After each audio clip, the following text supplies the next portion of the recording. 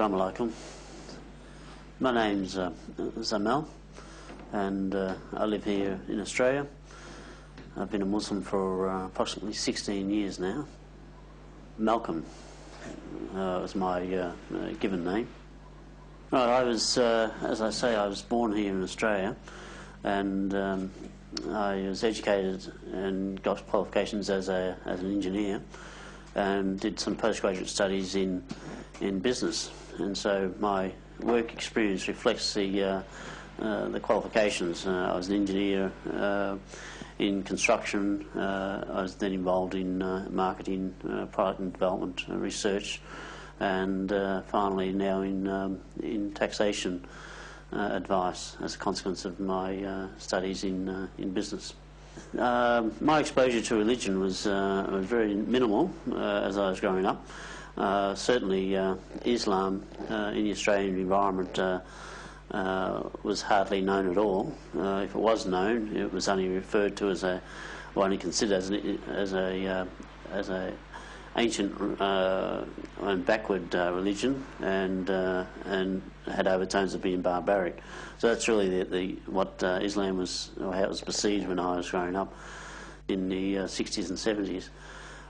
So my exposure to Islam didn't come about until I actually took up a position in Malaysia on a contract that I was undertaking as an engineer over there, and so that was really my first exposure to Islam.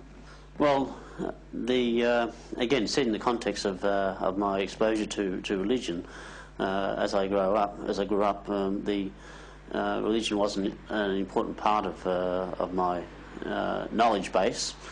In fact, it was probably the last part of our knowledge base, and so I didn't actually sought any data on or information or knowledge about religion until I actually went to Malaysia and was exposed to religion, and obviously consequently living there, you had access to various written material. Obviously people, imams of local mosques, and they had and I believe they still have, a department which assists people in understanding their religion, and also in allowing people to embrace Islam. So most of my knowledge came about during my time in Malaysia, and obviously subsequent to that, in the last 15 years or so, it's been a fairly intensive literature review and studying. In Australia in the last 5 years or so, we've alhamdulillah been very fortunate in having scholars and eminent speakers about Islam come through and conduct tours, lecture tours. So we've had not only exposure in the written form, but also we can speak to people who are at the forefront of Islamic thought at the moment.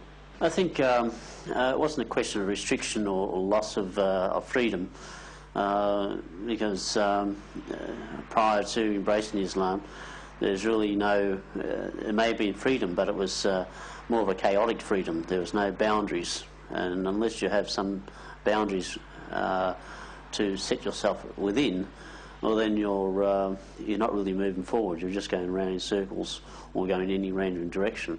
And so Islam gives you those boundaries to which you can move within, but obviously still have freedom as an individual. And so at the time of embracing Islam, I wasn't concerned about loss of restrictions loss of freedoms or imposing new restrictions upon me. I was really concerned more about having a direction to move towards.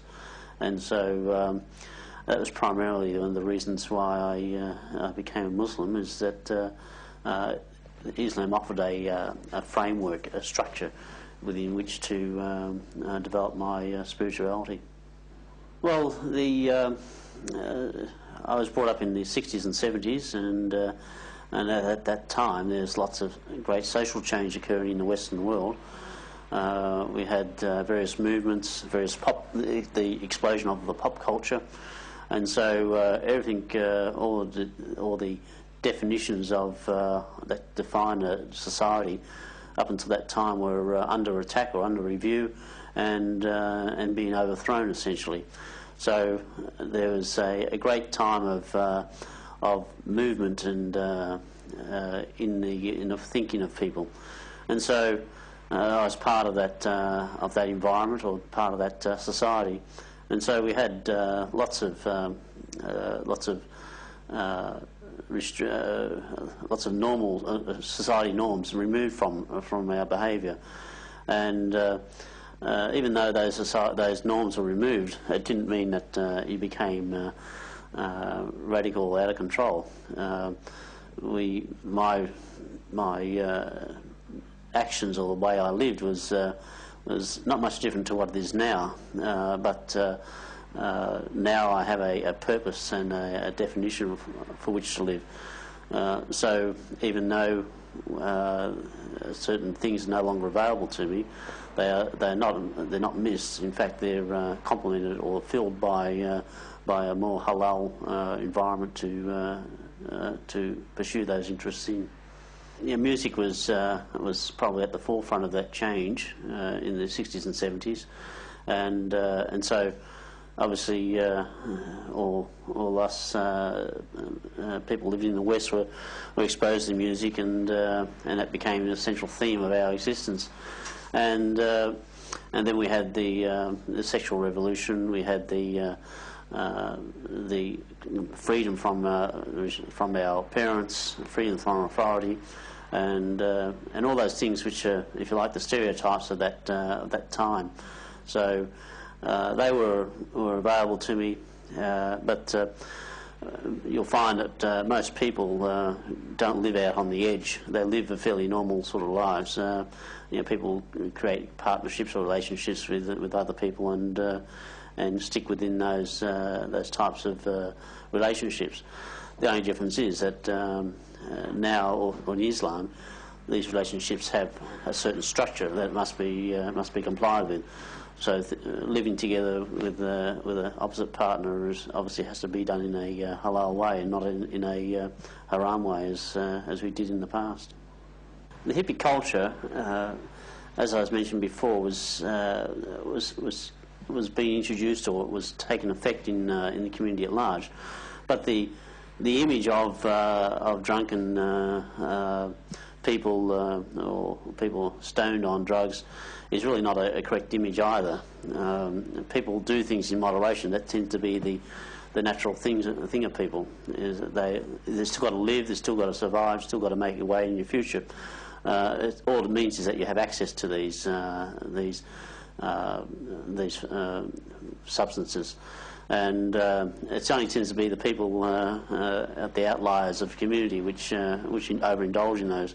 But in the community that I grew up in, certainly alcohol was available, and drugs were available, and all the stereotypes that go with that image were available.